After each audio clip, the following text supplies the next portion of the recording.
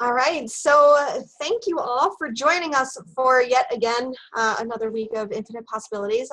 Just as a reminder, my name is Gretchen Hoshaw, and you should know me by now. We've been together this is our fourth session together because we're in chapter 4. You're going to see me going back and forth a little bit. I like to try to get into the spirit of being in character when I'm doing a live presentation, but before we get into that, go ahead. Sorry, Regina. Well, Gretchen, because I noticed there's a couple of people here who have not quite met you before, because I invited them to the class, I would like to formally introduce you to everyone. I was just so excited to get going. I know. That is you. Gretchen, one of the things I can say about Gretchen is she eats, breathes, and sleeps infinite possibilities. So I'm Regina Garapi. And I want to introduce you to our teacher for today, our trainer, IP trainer, Gretchen Hoshaw. She is a speech language pathologist who works at the American Speech Language Hearing Association's Associate Director of Certification. After becoming an IP trainer in October of 2011, which was our very first IP training, she then became one of the original 6 trailblazers. I actually had the honor of sitting at the table with Gretchen on the Saturday night dinner, and we sat together and have been sisters ever since. She's taught hundreds of adults, teens, and children of all ages how to live the life of their dreams. Gretchen is also the co-leader of the Trailblazer Mastermind program. She loves helping recently certified IPPEs become trailblazers. She's spoken at numerous Train the Trainer conferences, and she also created the Beliefs Index because she really believes in making the IP program an evidence-based program. So that's just a little bit about Gretchen, but I'm going to pass it over to her to teach the class, we're doing chapter 4 today, which is all about taking action. So go ahead, Gretchen. All right. So thank you, Regina. I'm very happy to be here. And so you're going, like I said before, you're going to see me kind of step into character and then step out of character a little bit because I'm going to put on my trainer hat for the majority of this and actually train it as if you guys had joined me for a live session. I have done webinars. I prefer to do live interaction seminars with individuals because I just feel as though the energy in the room, you just can't beat that when you're diving into infinite possibilities. So I'm going to speak to you all as if we've been together for several weeks leading up to chapter 4. Typically, I do teach these in succession, so chapters 1 through 3 would come first, then comes chapter 4. And then I also, one of my tricks that I do is I send out the PDF of the workbook chapter by chapter a few days before we meet. That way you don't have people trying to get ahead and complete the activities before you have a chance to really teach it or get into it. And then if there's an activity that I want to really address with people and explain a little bit before I let them fill out the activity or complete it on their own, I'll actually hold that activity back and give it to them during the session.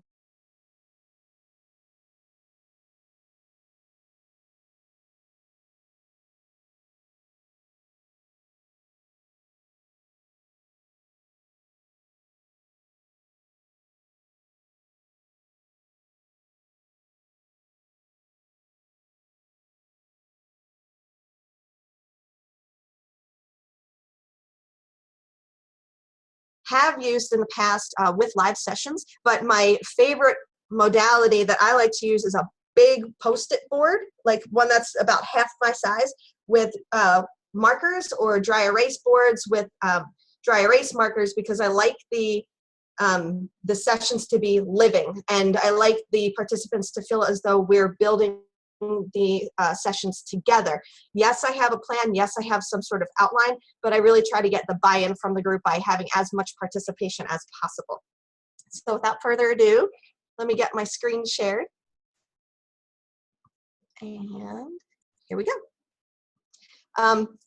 There are some things I'm going to share. So sometimes when I try to connect with the internet, I have to unshare and then reshare. So just bear with me on that point. Okay. So thank you all for coming back to the fourth session of our Infinite Possibilities journey together. And this week's lesson will discuss on the last piece of what I like to call the Infinite Possibilities super cycle. So before we begin, there we go. I want to do a fun visualization activity. We've previously discussed thoughts, beliefs, and emotions, but before we dive into what I call the les pistes de résistance, I would like to practice this fun visualization activity with you all. So feel free to close your eyes if you choose to. Again, this is fun. It's not anything you're going to be quizzed on, but I would like you to really immerse yourself in this visualization. So take a deep breath. And now imagine that you are sitting outside on a hot summer day, and you feel the warmth of the sun on your skin, and you feel the really warm breeze blowing against you. And all of a sudden, you are hit with the strongest urge and craving for the most delicious, mind-blowing, life-changing ice cream cone. Picture the ice cream in vivid detail, the lush, round scoop of the most decadent flavor you've ever imagined, sitting atop a warm, vanilla-y, nutty waffle cone. Maybe it's sprinkled with your favorite topping, maybe even with hot fudge or whipped cream or a cherry. Take another deep breath. Smell the heavenly aroma of that freshly baked cone mixed with that enticing scent of the creamy treat on top, whichever treat you could possibly imagine. Feel that cone in your hand. Really engage your senses. Feel that cone's crisscross pattern, its ridges, the asymmetrical shape. Feel that juxtaposition of that warm, dry cone with that cool, velvety scoop on top. Maybe there's even some ice cream that's gently trickling down the side and reaches your fingertips as you hold that cone. It's okay to give it a lick if you feel like it. Perfectly fine. Now look at that cone. Really see the cone. It's light golden brown color. Perhaps it's dipped in chocolate. Believe that you have that cone in your hand.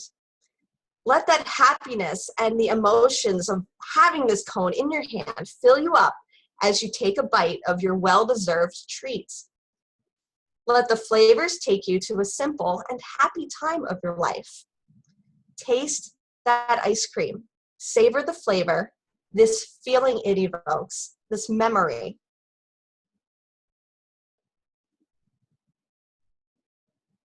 And when you are ready, you may open your eyes. That was some great ice cream, wasn't it? Who was able to dream up their perfect cone and maybe even with a happy memory? All right, I see some hands. Isn't it amazing how our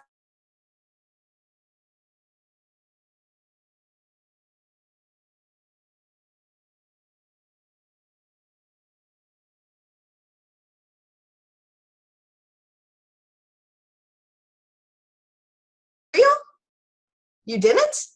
But wait, I don't understand. I mean, we thought about that cone and we visualized it in clear detail.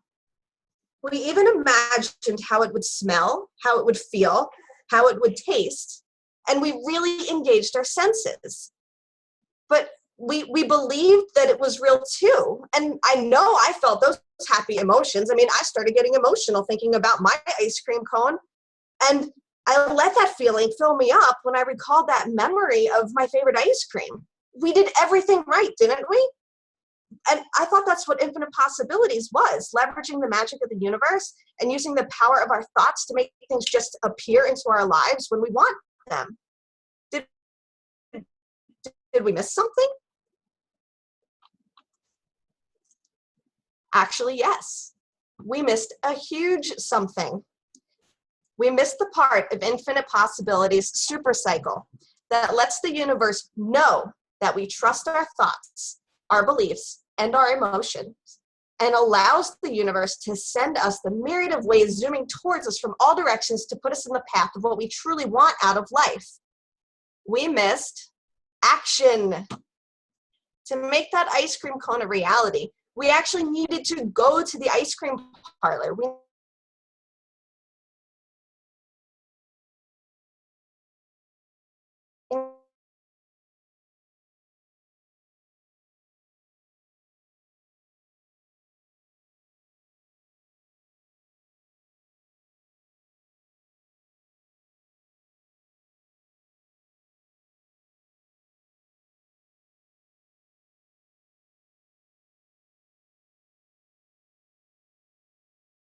wanted to live.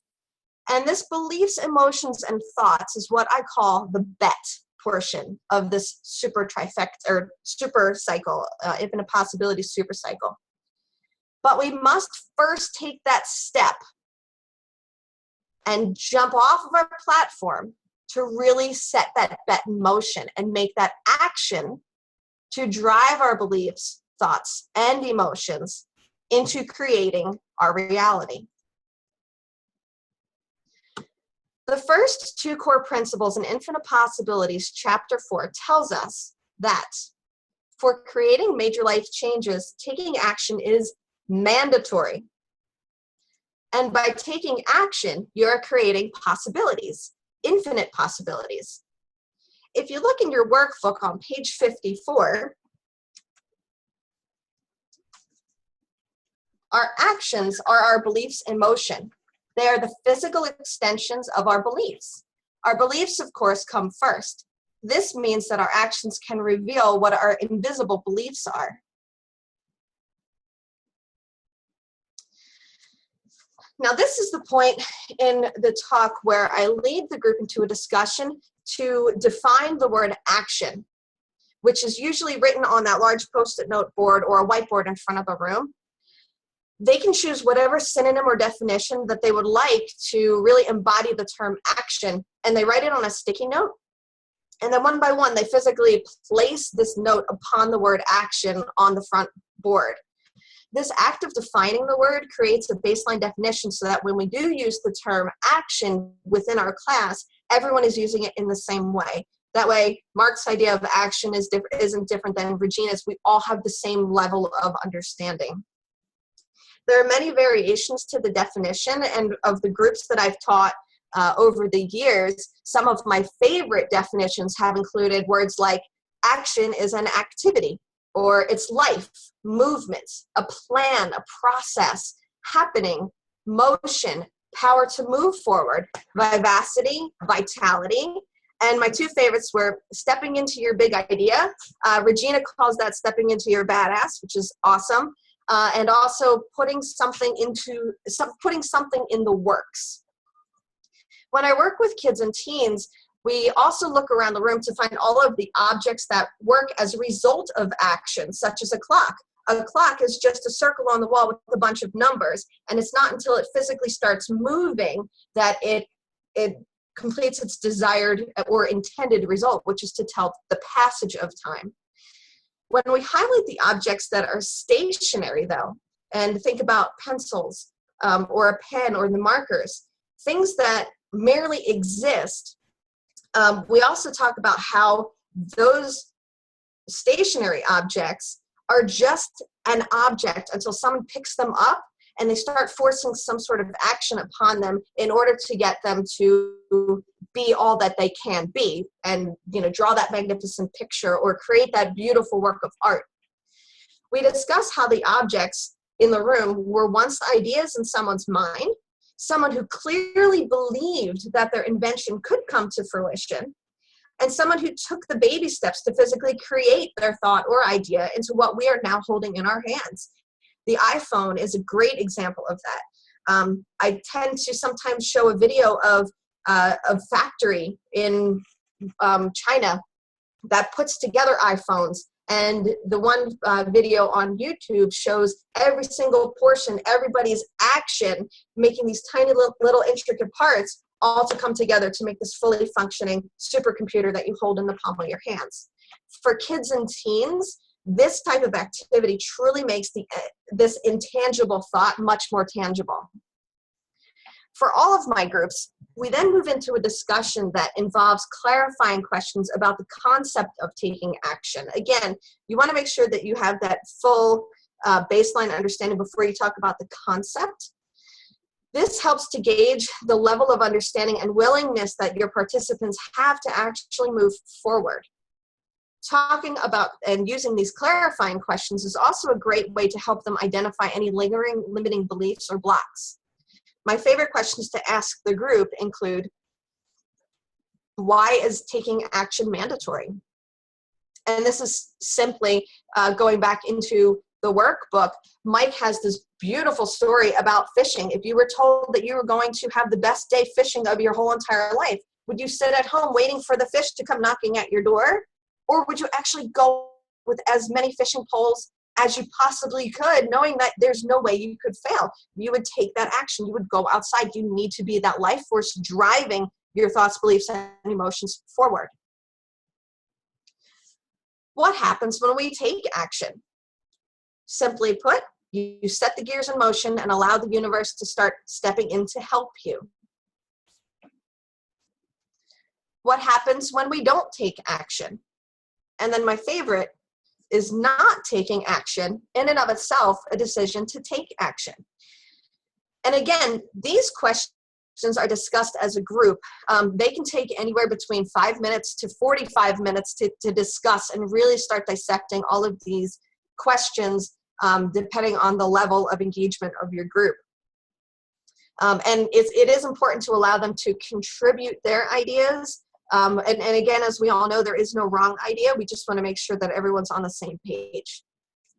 When tough questions arise, which they inevitably will, we go back and we re-explore what we learned in the thoughts, beliefs, and emotions chapters.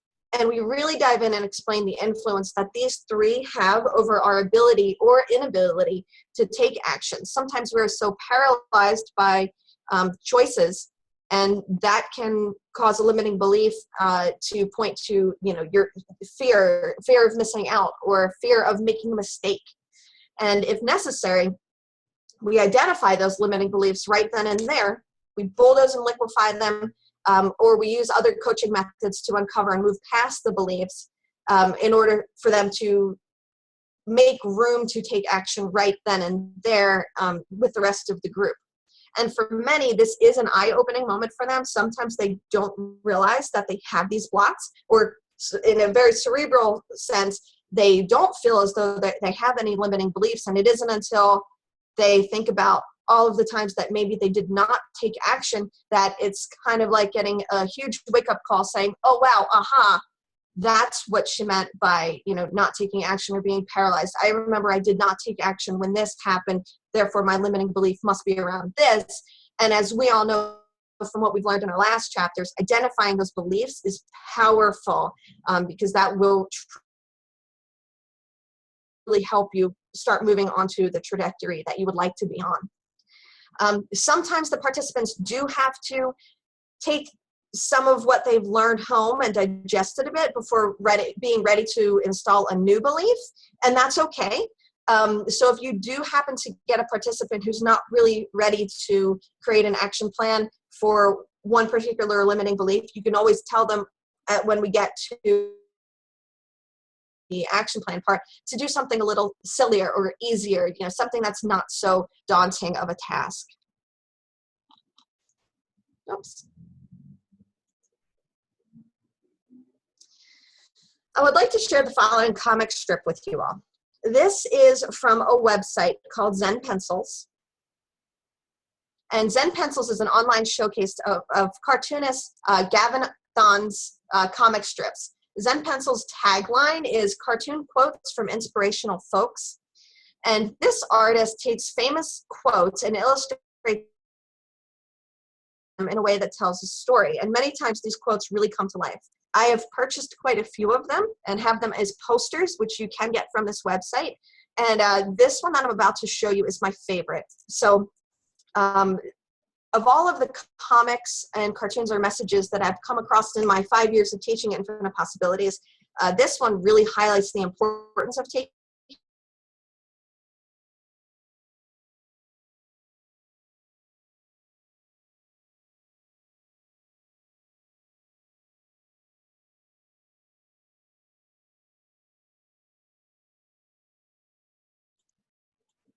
Just 1 second. Let me get to that website. And screen share. There it is. Okay. Can everybody see the comic that's on the screen? Okay. So this quote is from, her name is Shonda Rhimes, and she's a screenwriter. And feel free to chuckle because this is funny, and many of us exist in this world, and we're looking to see what next, how to take that next big step. So she says, when people give those kinds of speeches, they usually tell you all kinds of wise and heartfelt things. And as we can clearly see, these three are going to a Dream Big conference. They have wisdom to impart. They have lessons to share. They tell you, follow your dreams, listen to your spirit, change the world, make your mark. Find your inner voice and make it sing. Embrace failure, dream and dream big. Dream and don't stop dreaming until all of your dreams come true. These two clearly buy in to this concept, whereas this woman, she says, well, I think that's crap. And at first, I felt that to be a little abrasive until I kept reading, so it's okay if you felt that way. I think a lot of people dream, and while they are busy dreaming, the really happy people, the really successful people, the really interesting, engaged, and powerful people are busy doing. The dreamers, they stare at the sky and they make their plans and they hope and they talk about it endlessly, and they start a lot of sentences with, I want to be, or I wish, I want to be a writer, I wish I could travel around the world. The buttoned up ones meet for cocktails and brag about their dreams, all the while following the right side of the page. And the hippie ones have their vision boards and they meditate about their dreams. Maybe you even write in journals about your dreams or discuss it endlessly with your best friend or your girlfriend or your mother, and it feels really good. You're talking about it, you're planning it, kind of. You are blue sky in your life, and this is what everyone says you should be doing, right? I mean, that's what Oprah and Bill Gates did to get successful, right? No, dreams are lovely, but they are just dreams, fleeting, ephemeral, pretty. But dreams do not come true just because you dream them. It's hard work that makes things happen. It's hard work that creates change. And while she refers to this as work, when you look down the right side of the column, she is doing exactly what we're talking about tonight. She is taking action. She's taking the baby steps that lead her to not only Backstab episode 1, but also her launch party, and then season 2 coming soon. So she's taking her dreams and making them into a reality.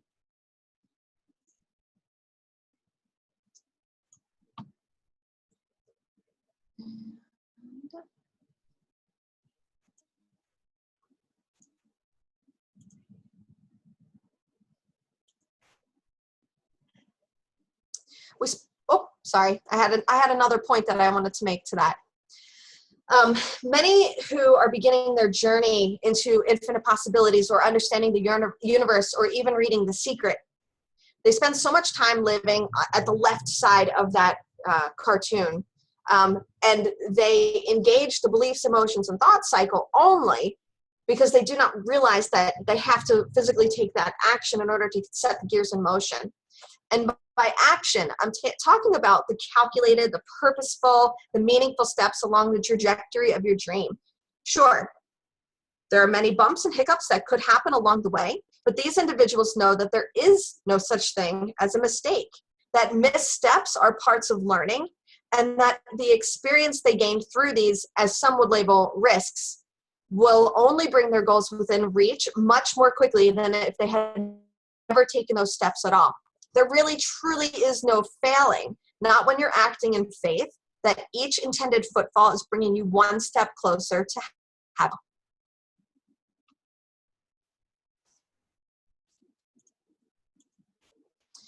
We spend a lot of time truly discussing and dissecting the next set of clarifying questions that go along with the second principle. So the questions that I have up here, how can we take action when all hell is breaking loose around us? What does it mean to take an action in good faith? What happens when we take baby steps? Why is this powerful? And what do you do if a plan fails? These are the most common questions that I have received on a routine basis from kids, from adults. I mean, kids not so much in this frame, but adults, spiritually inclined, non-spiritually inclined, physicians, rehab professionals. They all tend to want the same thing. They just want to be happy. They want to know how to get past that feeling of failure, or how to make their dreams come true. And so what I would like to do now is I would like to look at the two most common questions, which is, how can we take action when all hell is breaking loose around us? And what do you do if a plan fails? What do you do if people aren't supportive or make fun of you? And think about, now that we know how the universe works and what we've learned about beliefs, emotions, and thoughts this far, I would like to brainstorm a few ideas with you all right now to see how you would answer these questions, because I want, and this is what I truly do with my groups as well. So I want to kind of open the floor a little bit and take about 2 to 3 ideas for each question. So if anybody would like to give their thought, and you can be a trailblazer, but you don't need to be. I'll play with you, Gretchen. All right. Laura. Thanks, Laura. I actually had a coaching call this morning with Regina's friend, Joanna. And we were talking about what do you do if a plan fails, but particularly if people are not supportive or if they make fun. And the conclusion we came to was to go inside, find your own support, also reach out. You don't have to have local support. That's why I'm on the call tonight, to be with my like-minded people. But also that I lost my thought. Okay, I'm going to have to get back to you. That's okay. Don't you know that happens at the worst time? Yeah, I'll come back to you. Sure. Deborah and B, I think I see your hands up. While Laura is remembering what she wanted to say, I just wanted to jump out with, do anything. Rather than doing nothing, if you do something, you can at least reflect on what went right or what could go better about the thing that happened. Whether it hits the mark or misses the mark, it will start to give you feedback. And you can leverage that feedback, no matter how small it is. You can start to make the best of whatever that feedback coming in is, and then take other actions accordingly. Yes, sometimes you get essential information actually by taking action only that you couldn't have even imagined if you were just sitting and visualizing. You are correct. Absolutely correct. And you can gain as much perspective as taking an action and having it not turn out exactly the way you want it to. So there's no wrong way to take an action. It's like what you guys said, take that step. You're going to learn something. In EMS and in medicine, I always say it's better to do something than nothing at all. So even when you come across a car accident, if you have some level of training or an idea of how to help that person, but you let fear cause you to not take any action, something bad could happen to that person who needs your help. Whereas if you take action in good faith, thinking that you can help them in some way, even if it's small, you could really have a hand in saving someone's life. And that's all we're doing as coaches too, and people who are really engaged, as light workers. We're taking these baby steps to bring information to our participants, and it can be life-changing, and in many cases it is life-changing for our participants. So thank you. Oh, sorry. That's okay. One addition to that is, I just realized as you were saying it, as I said it, it didn't feel quite right, but then as you were talking about the not doing part of things, I think the thing is to be present, to be paying attention, because you can learn from not doing as well, like doing, not doing, and seeing what didn't quite take place or what could have taken place. Like if you're paying active attention, even your inactivity, you can learn and leverage that too. Oh, yes. You can see a missed opportunity or feel the pain of like, oh, I should have said something here.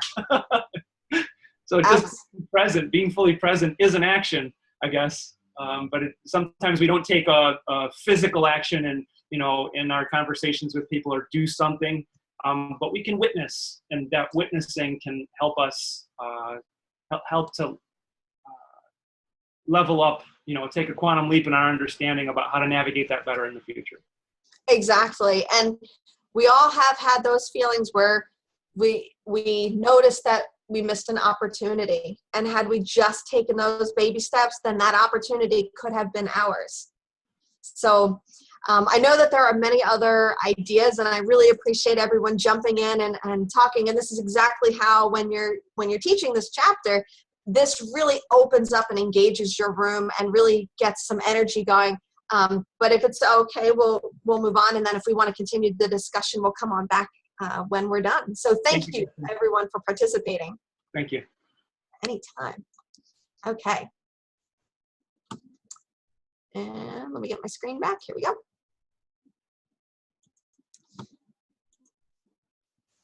So it's interesting that we brought up the concept of, someone might feel as though they may meet failure, or they may feel as though someone's making fun of them. There's this excellent graphic representation, again from Zen Pencils, for that last question. What if someone doesn't clearly understand what I'm doing, or what if I don't have the support, or what if someone's going to just sit there and make fun of me? That fear of failure or ridicule or embarrassment, or that thought that people will not understand what you're trying to do, is enough to stop you square in your tracks. And Zen Pencils, again, helps us with this quote from our 26th President of the United States, Theodore Roosevelt.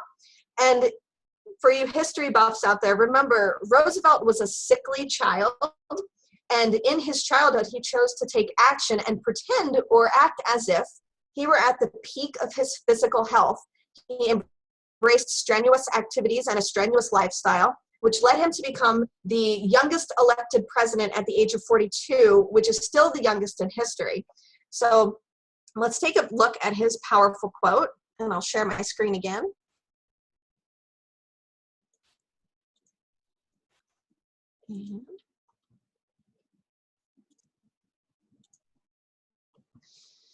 Theodore Roosevelt says, "It is not the critic who counts, not the man who points out how the strong man stumbled, or where the doer of deeds could have done better.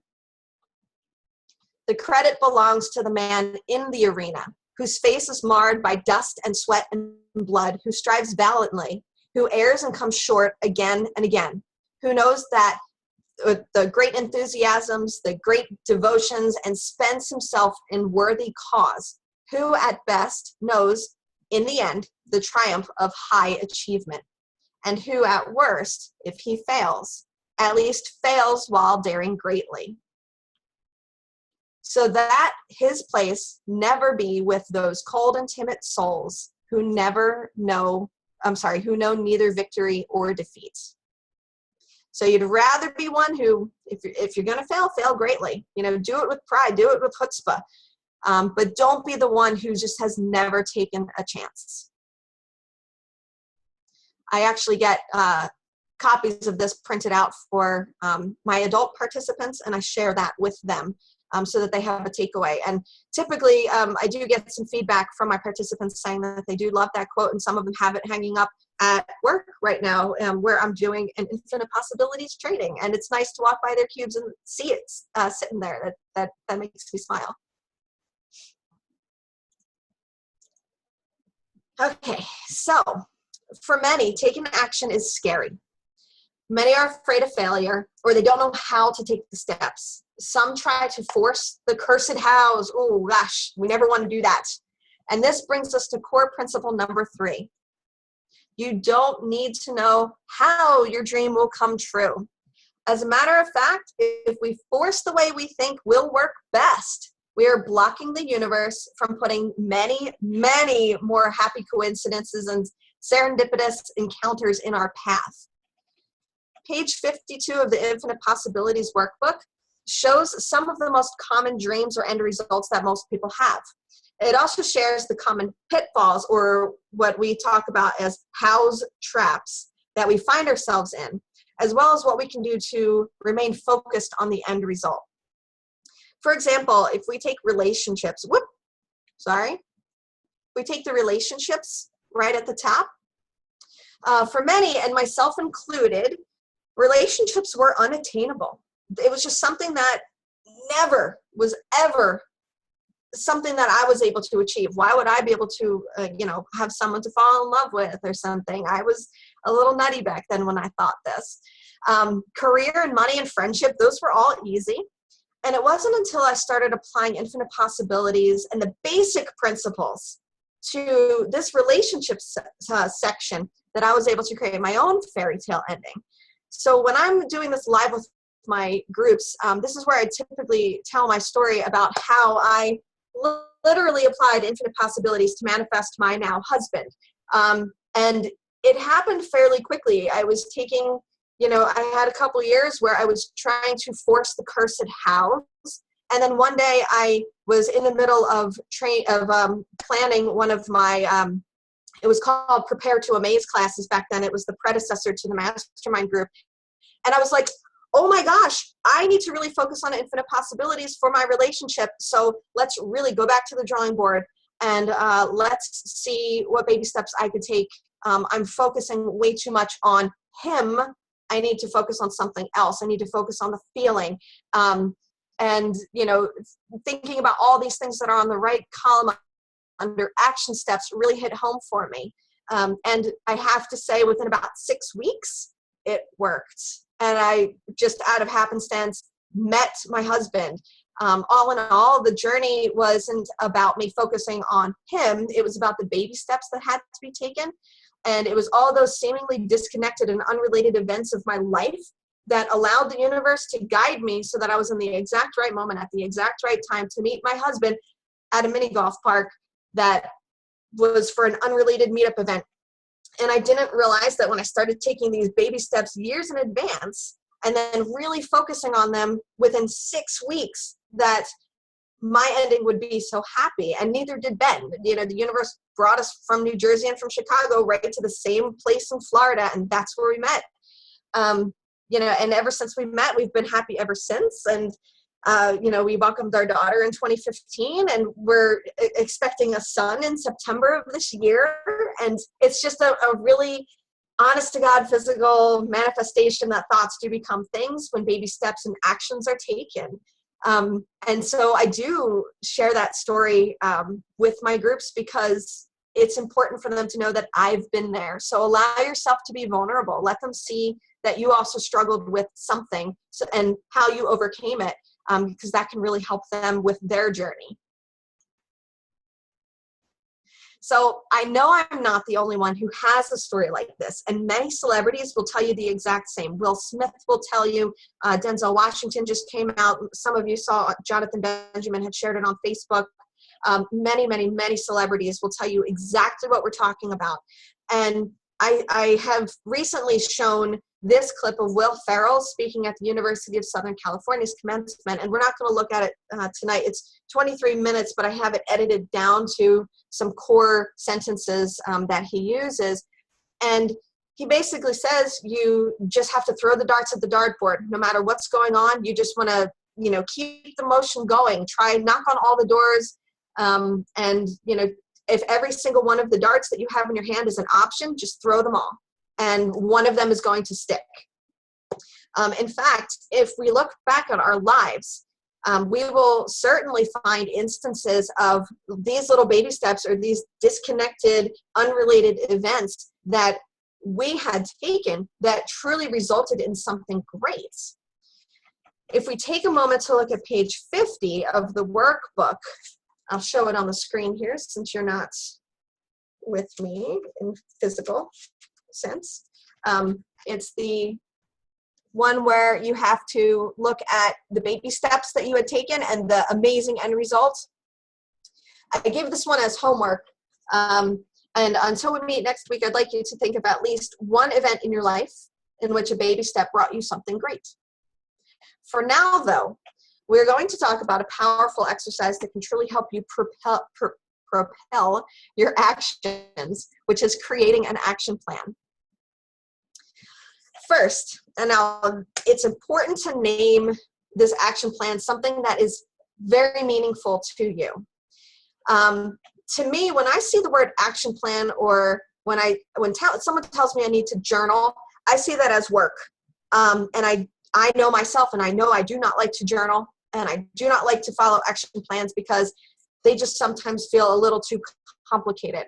So what I like to do is I like to rename action plan, get rid of that definition, and call it something that's meaningful to you. So in the story that I just shared about how I met my husband, I literally, this is my action plan that I created. I labeled it as my Make Fun a Priority Plan. And I also borrowed the title from the book called Calling in the One and used it as a subtitle because I knew I at least wanted to try to put it out to the universe that I wanted to manifest a loving relationship. But when I saw the title, instead of seeing action plan and seeing it as work, when I saw my Make Fun a Priority Plan, I thought about it happily, and I was excited to write down some action steps, and it was not a chore for me. So your action plan is a way to help you figure out what you can be doing in order to bring your dreams to life. And your action plan will identify the most important things that you want to change in your life. So in all actuality, I took the stress of calling in a man and just said I wanted to attract new relationships. I was new to Southwest Florida. I didn't have any friends. And I said, okay, let me focus on me, which I hadn't done in years. And what could I do to focus on me? And some of my steps included joining a meetup group, focusing on my interests. And I joined a 20s and 30s going out group where we just went and did fun, silly things like mini golf and bowling and everything. And it wasn't a dating site or a group. It was just people wanting to go out and have fun. I wanted to make some girlfriends so I could go out and grab wine and, chat and gossip and stuff. And then most importantly, and this one kind of hit me hard, is I realized while I was making this Make Fun a Priority Plan, I realized I had this limiting belief that I needed to make my interests about what interests my previous boyfriends in the past. So I decided to purposefully read, watch, and create whatever interests me rather than basing my decisions on his interests. And that one, I think, is the magic key for me. And then I literally cleaned out a space in my closet to make space. And then I focused on activities that made me happy. And in all actuality, very few of my action steps involved actually finding a man. And the other important thing that I realized was that this action plan, and the one that Mike has in the workbook, is the one that I like to use because it's purposefully simple.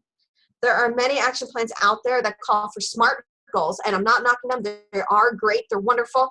And there are some that call for even more specific details. And if that's what your group goes for, then that's wonderful. But for people who are just starting out, creating action plans, simple is typically easier for them, in my experience.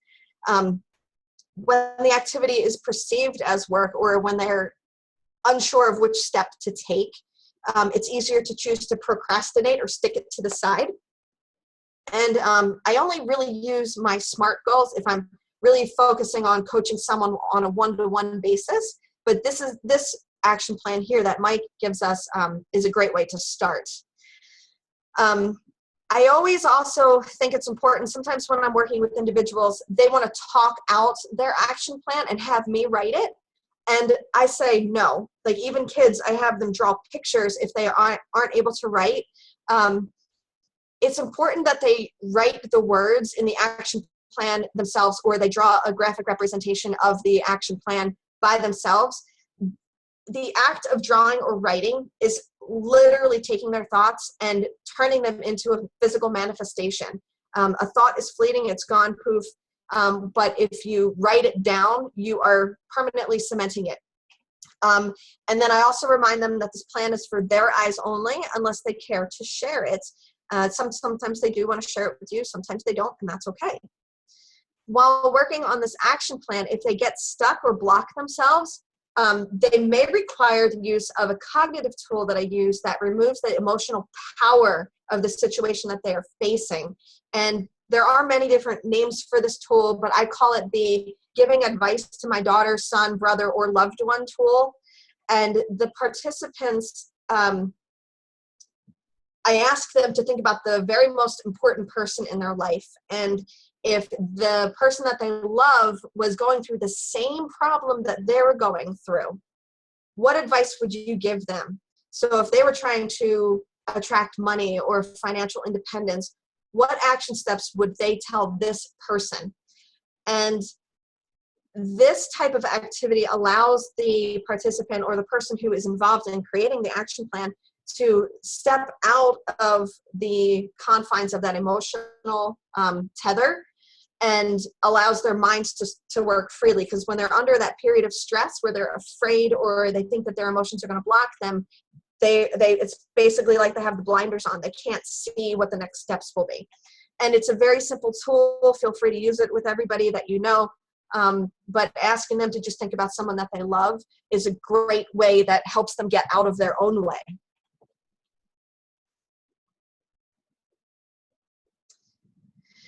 So then in my Infinite Possibilities classes, after we discuss the action plan and how to actually create it, I ask my participants to take some time to start writing down their action plans. And I usually give them about 15 minutes to create a plan. And during this time, I play a soundtrack that includes some of these empowering songs, plus a few more. I would say try not to make your soundtrack any longer than 10 songs, because that's about 30 minutes of time. And I use the songs as a timekeeper, because typically when the music stops, the participants will immediately stop. So depending on the size of the group or the type of group, I might give them 4 songs, or I might give them 6 songs. But these are all very empowering songs that I like, that really help them move forward.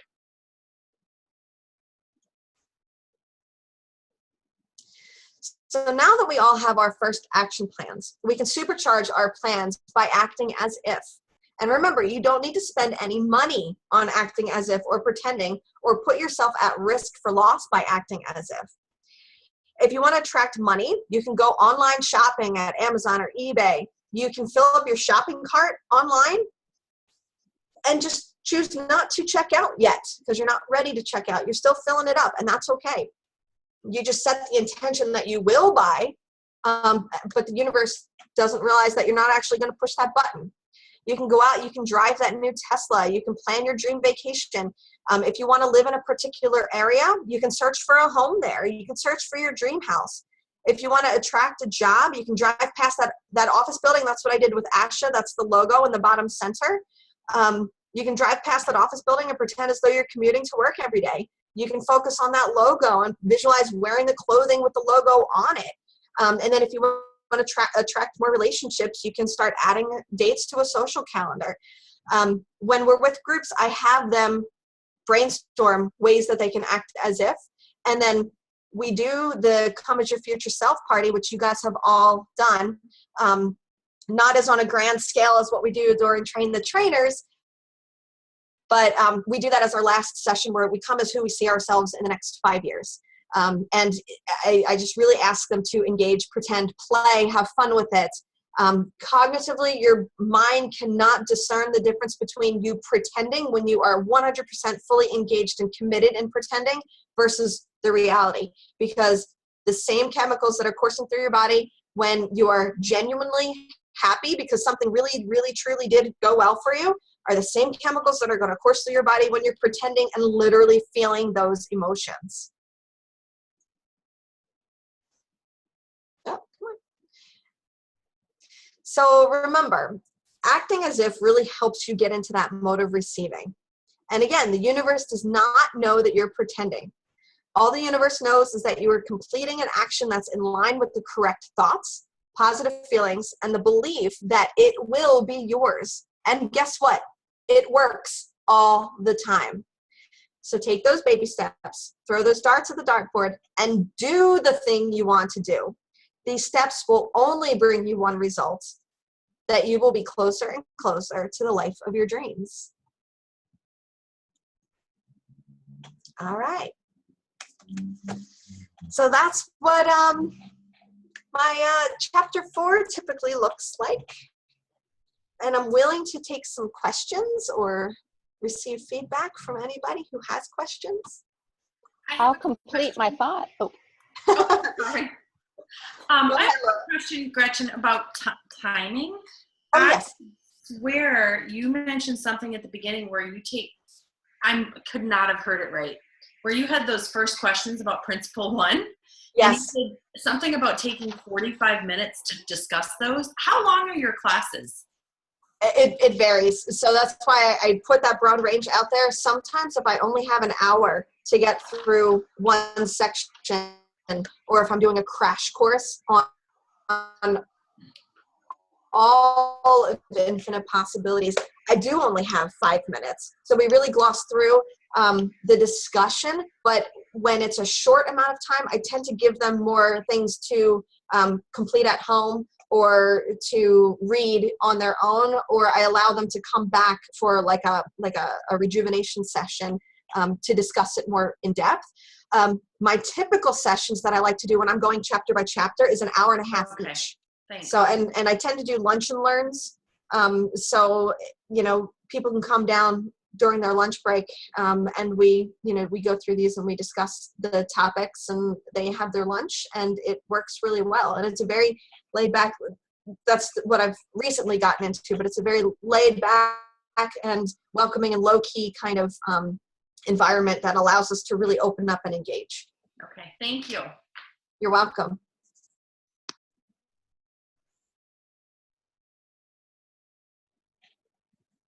Laura, did you want to continue? Did you remember your thought? I thought I heard you say something earlier. I did. Okay, so we were talking about if people are not supportive or make fun of you, and some of the brainstorming we did this morning, and that was the one that really stepped up for me was give yourself permission. Literally give yourself permission to go out and use your brilliance and be the great influencer that you are being called to. So giving yourself permission and having your own affirmations. So just finishing off with that fleeting thought.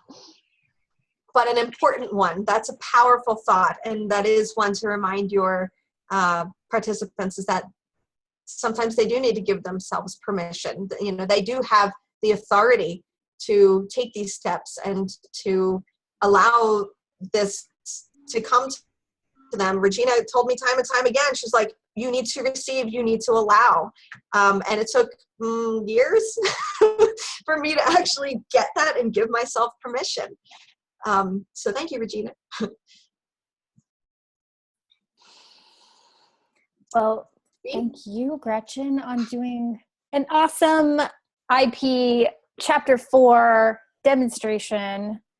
We still have a couple of minutes, so if you have a question for Gretchen on anything that she taught or just a trainer question about your classes, and or anything that you want to just give to the group that you saw, something that you saw Gretchen do that either she said or she did that you thought was a good resource, or you thought was a powerful metaphor, or you really liked what she did in her training and you want to remember it. It helps to say it out loud and also helps us connect the dots. So we have a couple minutes, so we'd love to hear some of your voices on what you got out of this session. I see Carol Miller and then B. Carol? Hello there. Hi. Thank you so much. Hi, everyone. Thank you. First of all, one of the things that I love the most about your session is I am very word sensitive. So I love the fact that you choose calmer, more peaceful words when you're like even in the action to make that change. And one of the things that I do with my coaching is rather than improving people, I talk about enhancing, because we're really all good where we are today. And improving to me implies that I've done something wrong. So instead of improving myself, I'm enhancing myself. So that's just one of the words that I choose to use for people. Thank you. That is a very powerful point. B, would you like to share? Yes, I thought it was a brilliant presentation. I really appreciated the content that you shared, the PowerPoint, the little guy jumping up the PET.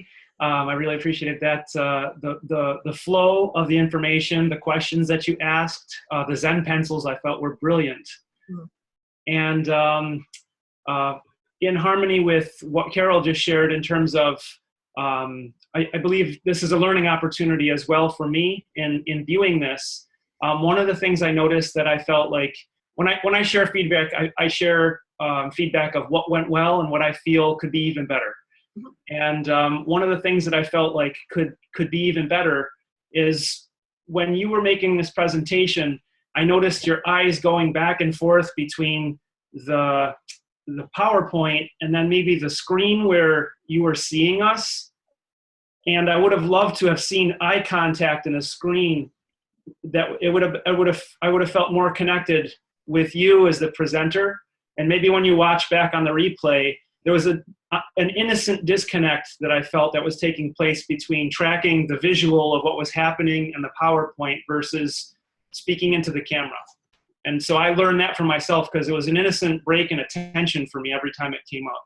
And as a participant, I would have loved to have had more engagement with the presenter that way. Thank you. And that's not something that I realized I was doing. So I really appreciate that feedback. Thank you so much. Cheers.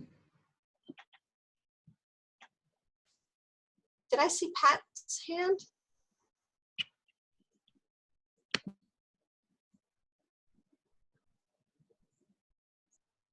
You're still on. Oh, Okay, yeah. I just wanted to maybe explore a little bit the part about mandatory to take action. Do you get a lot of resistance when you bring that up, or is it hard for them to come up with the concept that, you know, they just think they're floating along through this? And sometimes. tell me how the students act. Yeah, it depends on the audience, I would say. Those who are more scientifically inclined, they don't see that word as being a negative word. But those, like myself, as soon as, if you tell me something is mandatory and I'm not bought into it, I'm like, I'm not doing that. No way. I need to know why I want to do it. So there are opportunities, and that's one important thing, and we talk about this in the mastermind group a lot, is the content in Infinite Possibilities is fluid. The concepts that we discuss, they can be interchanged with something that feels more of a right fit for you. So rather than use that word mandatory, you can say that, you know, taking actions sets the ball in motion. And then dive into one of the stories that share, you know, if you don't take action, what would happen? Or like what I do with my kids, where, you know, we have a stagnant pencil on the ground, and in order for it to do anything, the kids literally have to physically pick it up and move it to make it move, to draw a circle. So there are many different synonyms that you can use for some of the key terms within the chapters. But I agree with you. You know, you seemed like what Carol said, you echoed what she said about being sensitive to those words, and we all put different energy behind different words. And it's really knowing your group to understand, you know, what energy is going to work and what energy is going to block. So feel free, you can call it, if you have a different idea for mandatory, you don't even need to use the word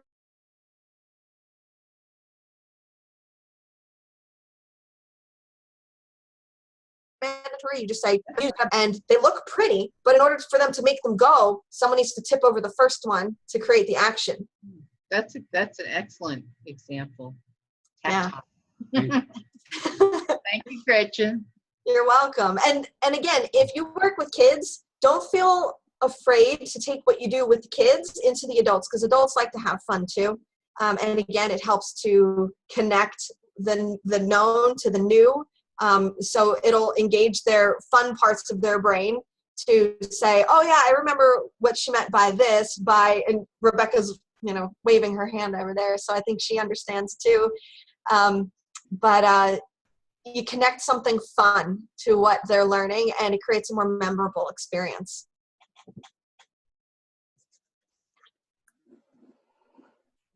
Oh, Carol or Is there time Caroline? for one more question? Sure. I tend to, like, I create most of my content. This is actually the first time I've ever done anything like this, where I'm going through someone else's stuff. And I find that I want to take it very literally in how I'm going to teach it. And I noticed that with your PowerPoint, you kind of hopped around, like in the early, you're like, and on page 54, I'm like, oh my God, what's happening here? Yeah. And so, and then also it seems like you didn't necessarily hit on every point. You've been doing this for a very long time. So I'm curious to find out what got you to that point. I'm curious. Practice and constantly reinforcing. And I know that that's not the right answer that you're looking for. But when I'm saying things like, on page 54, that would have been if you were in the group with me in a live type of session. We would literally open up the workbook, turn to page 54, and look at that section together. That's my experience, working in a school with kids in the teaching mentality, where you always direct them, turn your books to page 54. Let's all look at blah, blah, blah, just to help focus their attention. But for my adults, or people who I'm not specifically using the workbook, if it's a crash course or something, there are key terms that I feel are important depending on my group, and I'll focus on those. In order to be a trailblazer, you do have to use the workbook and teach it to 6 different people by the book, but it doesn't mean you can't leverage your creativity. So that you can change terms if you need to, as long as the message is the same, then you can make that message your own. Okay. All right. Thank you. And thank you for doing this. I appreciate it. You're welcome. Gretchen is actually a master at coming up with great metaphors and examples, especially like how to break it down for kids. So she's so good. So if you ever have a concept that feels difficult to teach, Gretchen will probably have a story or a metaphor for it. And I will excitedly share it with you. Yes, you will. Yay, Gretchen, thank you so much for volunteering your time today to teach us chapter 4 in your way. For those of you who may not know, all of the sessions, all of the chapters 1 through 7, are going to be on the trainer resources page. We only have, we have one more left. Jim Herbert is going to be doing the remaining session, which I think is chapter 6. Yeah. And that's going to be in 2 weeks in June. So Gretchen's, the video will be downloaded, and it will be probably up by the end of this week, if not sooner, on the resources page. And then you can check out the rest. And what I hope that you will see is that we have a variety of talented trainers who all have different styles of teaching, to remind you that you need to use your style and your way of teaching and talking. We want you to use the key points and as reference, but it's up to you to fill in the blanks. We've given you a lot of ideas, and these are just things that you can use to pull in to make it your own, but there's no right or wrong way to teach infinite possibilities, just to be true to who you are and speak in the way that you speak. So, and hopefully this gave you some good ideas and some resources like the Zen pencils. That's such a great one to share. So thank you, Gretchen. Thank you, everyone, for taking time to be part of our live class. It would not be as much fun if you weren't here. So thank you, and we'll see you in 2 weeks for the last chapter to complete the series. So thank you, everybody. Good night. Thanks, Look, everybody. there's Yoda. Oh. Yay. Good night. Do or do not do. There is no try. Yes, exactly. All right. Good night, everybody. Thank Bye, you. everyone. Love you. Bye. Bye.